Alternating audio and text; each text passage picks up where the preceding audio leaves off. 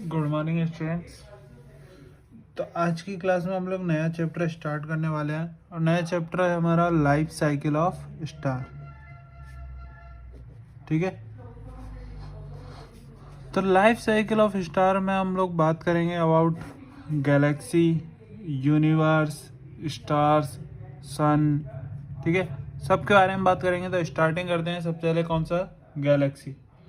Galaxy क्या होता है बेसिकली? यदि हम बात करें तो गैलेक्सी एक कलेक्शन ऑफ, जिसमें हमारे स्टार होंगे, उनके प्लेनेटरी सिस्टम होंगे। ठीक है, और जिस रीजन से वो फिलअप रहते हैं, क्लाउड्स, ये सब किसके अंदर आता है? गैलेक्सी के अंदर। ये सब किसके अंदर आता है? गैलेक्सी। तो हमारा पूरा सोलर सिस्टम भी एक गैलेक्सी के अंदर आता है। हमारा पूरा सोलर सिस्टम भी किसके अंदर आता है? गैलेक्सी के ही अंदर आता है। ठीक है, जिसे हम क्या बोलते हैं? मिल्की वे बोलते हैं, या फिर मंदाकिनी भी बोलते हैं। जिसे हम क्या बोलते हैं? मिल्की वे भी बोलते हैं और मंदाकिनी भी बोलते हैं। ठीक है, अब यदि हम बात करें किस पर? इसके शेप पर। तो गैलेक्सी का शेप हो सकता है या तो स्पाइरल, या हेलिकल, या फिर इरेगुलर शेप। गैलेक्सी का कितना शेप हो सकता है? 3 तरह का शेप प्रेजेंट होता है: स्पाइरल, हेलिकल और इरेगुलर शेप। तो जिस गैलेक्सी के अंदर हम आते हैं उस गैलेक्सी का शेप कैसा है? Spiral shape. उस गैलेक्सी का शेप कैसा है? Spiral shape. तो चलो सबसे पहले डेफिनेशन लिखो गैलेक्सी का। It is the collection of, it is the collection of stars, their planetary system,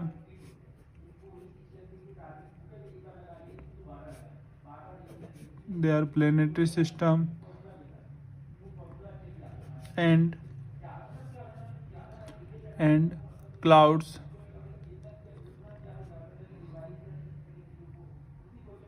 by which the empty space is filled.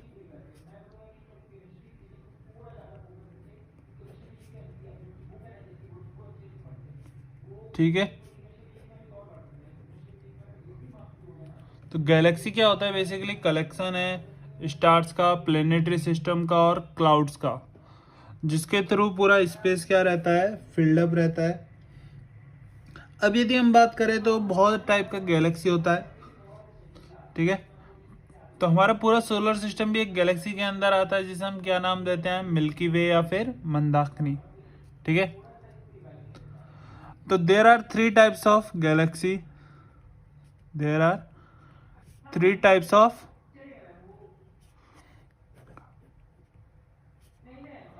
Galaxy. तो पहला कौन सा होता है? स्पाइरल। Second helical. और थर्ड होता है इरेगुलर शेप। थर्ड कौन सा होता है? Irregular shape. ठीक है,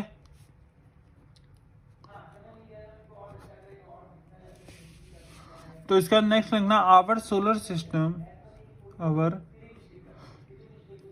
solar system is a part of galaxy, is a part of galaxy, is a part of galaxy which is spiral, which is spiral, and it is called as Milky Way, called as Milky Way,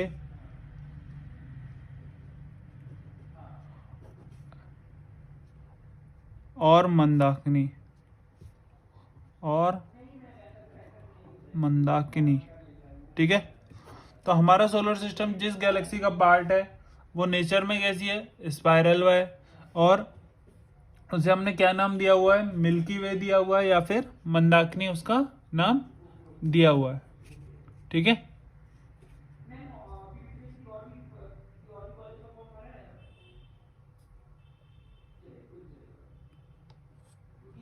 चलो इसके बाद next बढ़ते हैं। यदि हम हमारे solar system का बात करें तो हमारे सोलर सिस्टम में क्या आता है, प्लैनेट्स आते हैं। सबसे बड़ा प्लैनेट्स आते हैं जिसमें हमारा अर्थ आता है, जुपिटर और ये सब है। ये सब किसके अराउंड मोशन करते हैं, यदि हम बात करें तो सन के अराउंड। ये सब किसके अराउंड मोशन करते हैं, सन के अराउंड। तो इन स्टार्स को, प्लैनेट्स को जिसकी हेल्प से देखा जाता है, इन स्टार्स को, प्लैनेट्स को जिसकी हेल्प से हम देखते हैं, वो डिवाइस क्या कहलाता है, टेलीस्कोप। वो डिवाइस क्या कहलाता है, टेलीस्कोप। तो टेलीस्कोप एक ऐसा डिवाइस है जिसकी हेल्प से हम बहुत ज़्यादा डिस्टेंस पर, यदि कोई ऑब्जेक्ट है, बहुत ज़्यादा डिस्टेंस पर क्या है, कोई ऑब्जेक्ट है, तो उसको क्लियरली देखने के लिए हम किसका यूज करते हैं, टेलीस्कोप। जैसे कि यदि हमें किसी स्टार को देखना है, किसी और चीज़ को देखना है, तो उन सब का जो क्लियर विजन है उसके लिए हमें क्या यूज करना पड़ता है, टेलीस्कोप। तो इसका नेक्स्ट डेफिनेशन लिखना है टेलीस्कोप का, ठीक है। तो इसमें क्या लिखोगे, it is a device which is used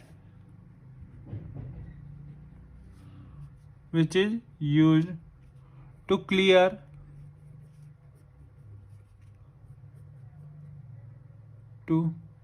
clear vision of large distant object,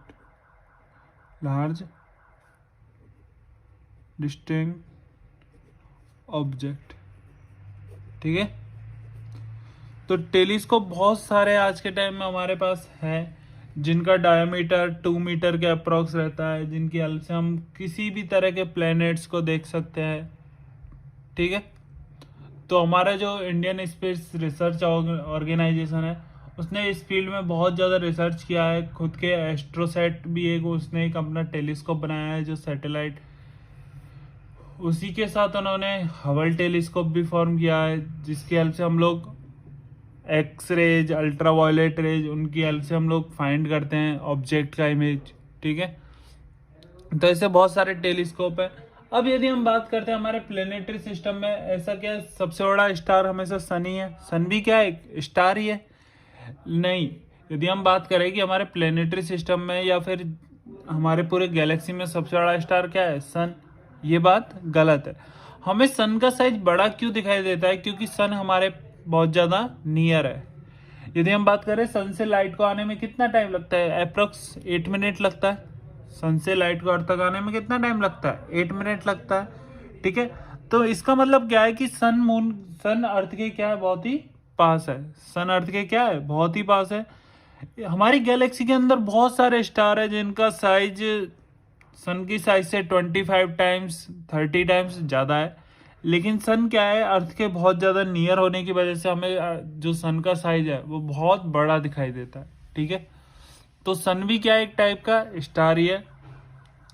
अब इसमें यदि हम बात करें कि सन की प्रॉपर्टीज के बारे में, ठीक है, तो सन का जो मास है वो कितना है, वो 25 टाइम है मास ऑफ अर्थ। क्या है, 25 टाइम मास ऑफ अर्थ। उसका radius 100 times radius of earth है।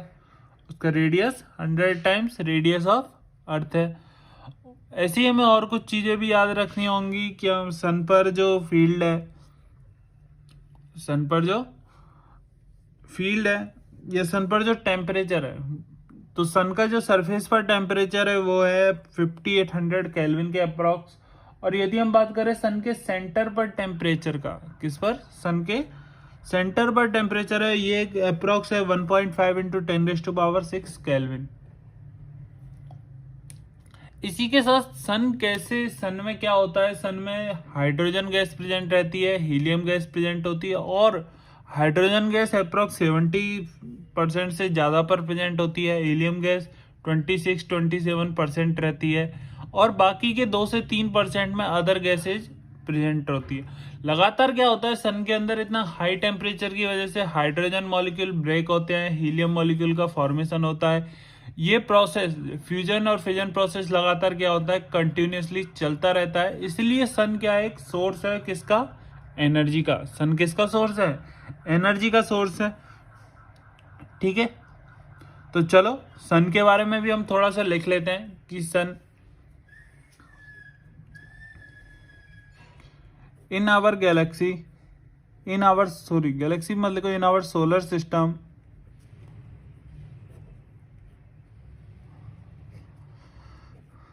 सन is the source of energy,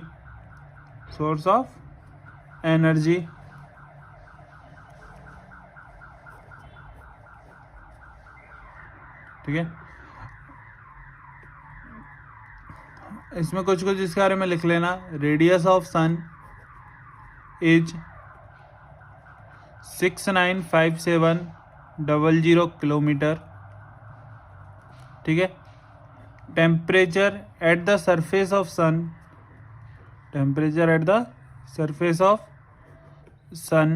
is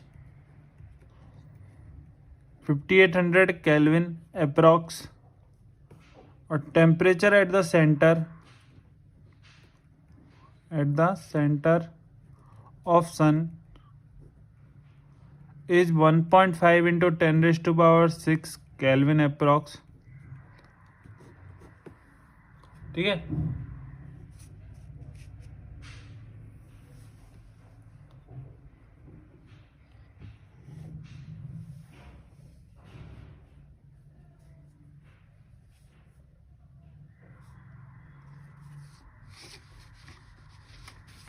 इसका नेक्स्ट लिखना स्पीड ऑफ लाइट।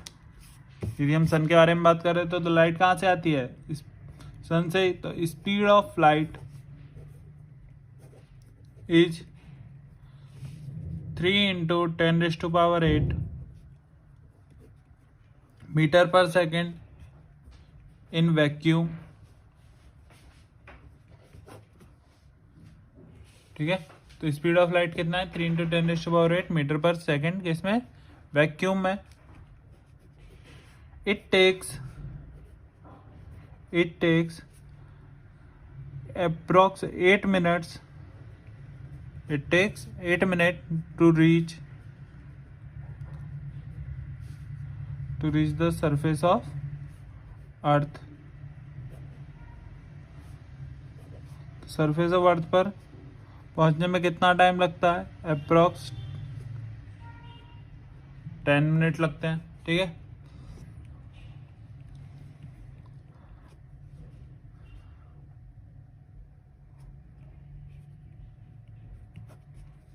अब यदि हम इसके बात करें कि इसमें अंदर होता क्या क्या है सन के बारे में, तो मैंने बताया था इसमें हाइड्रोजन गैस प्रेजेंट होती है, हीलियम गैस प्रेजेंट होती है और 2 से 3% अदर टाइप्स की हैवी गैस प्रेजेंट होती है। तो लिखना सन कंसिस्ट ऑफ 70% हाइड्रोजन गैस। ठीक है। 26-27% हीलियम गैस, 71-72 होता है helium gas, and 2 to 3% other heavy gas. ठीक है।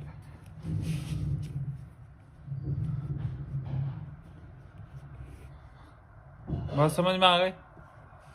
तो सन में क्या रहता है? 71-72% हाइड्रोजन गैस, 25-26% के अप्रॉक्स हीलियम गैस, 2 से 3% के आसपास अदर गैस रहती है। लगातार क्या होता है सन के अंदर? फ्यूजन और फिजन रिएक्शन लगातार कंटिन्यूसली चलती रहती है, जिसकी वजह से क्या होता है, जो हीट है वो बहुत ज़्यादा अमाउंट में जनरेट होती है। ठीक है। तो इसके बाद का डिस्कशन हम लोग नेक्स्ट क्लास में करेंगे।